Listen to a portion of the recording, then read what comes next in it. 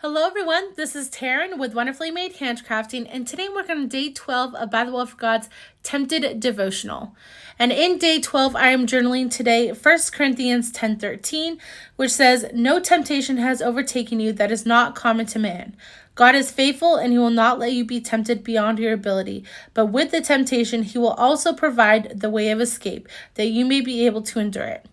And so I did a little bit more studying on day 12 and was looking at David Guzik's commentary on Blue Letter Bible. And he actually quotes Barclay, and he says that the word for way of escape is really a mountain pass, with the idea of an army being surrounded by the enemy and then suddenly seeing an escape route to safety. But like a mountain pass, the way of escape isn't necessarily an easy way. And so with that visual, I really wanted to use some mountains in this Bible journaling page. And so I took out 2 stamp sets from Fear the Lord. This was a prior devotional from By the Will of God. One stamp set is the kit stamp from Fear the Lord, and the other one is Majestic Mountains. And I've simply stamped them on some of the pattern paper from the paper pack for this kit, and I also embossed them. Now, I know I've stated in my videos for this kit that I'm trying to keep it simple this month, and so I'm actually not even doing anything with the background of this page, which is very different for me. Usually I do a whole mixed media background, but we're going to keep it simple today.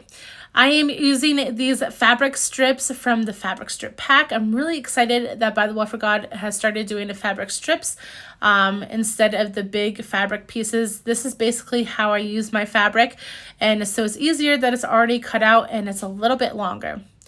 I did put that quote from Barclay on some vellum. I just typed it up using my typewriter. I actually have to clean my typewriter keys. I had to look it up to see how to do it. So that is on my plan for today. They're just getting a little gunky. You can see if you zoom into the picture that they're just kind of splotchy a little bit. So I'm going to try some toothpicks and picking some of the gunk out of the keys of the typewriter. Or not the keys, but the little stamp part. So anyways, I am cutting this fabric. I am going to fold it back and forth using my tiny attacher to make those folds permanent. And then I'm going to take some Marquee letters from Tim Holtz and spell the word escape, because that is what jumped out at me in today's devotional.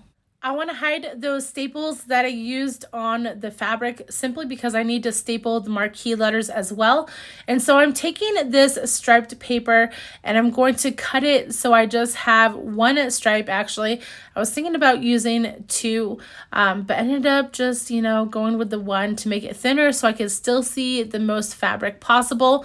But that mint tape helps when you can't hold onto the side of the paper when you are cutting. Just a little tip. I've never thought about doing that before, but mint tape comes in handy a lot of the time. So anyways, I have this little coral piece of paper.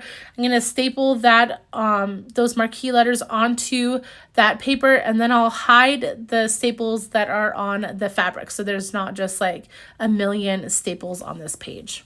I could have stopped here and glued everything down. However, I wanted a little bit more texture. I can't get away from more texture. I'm trying to keep stuff simple, but the more texture, the better for me.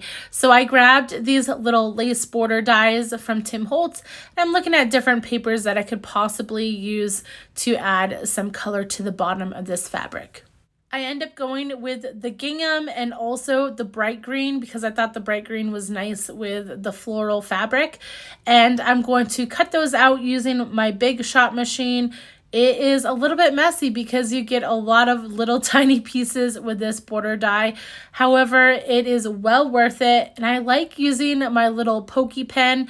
It has like that needle in there, and it helps get all those pieces out of the die. It can be a bit laborious, but it is well worth it in the end. So now I have everything ready to put together in my cluster. I decided to use Fabri-Tac glue to adhere the mountains to the vellum. I thought since it would dry fast, it wouldn't let the vellum curl as much. And so I am just layering those mountains one on top of another. And then I will put the fabric down with Fabri-Tac glue as well and just start putting everything together.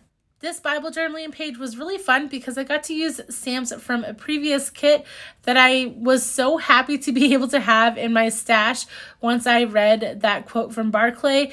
It just matched up perfectly, and it was fun to be able to try some new things like not having a mixed media background. Now, do I still love mixed media backgrounds? Absolutely, and you'll probably see them coming up again and again, but this was just something a little different for me to try out. This is kind of how I used to Bible journal, and I like it. And so I might start mixing these in with my other mixed media videos. So let me know, would you rather see more simple pages like this, or do you like the mixed media pages? Let me know down below in the comments. I hope you enjoyed this video. If you did, please like and subscribe to my channel. You can also follow me over on Instagram at Wonderfully Made Handcrafting, and I will link everything down below in the description. I hope you have a wonderful day, guys. Bye.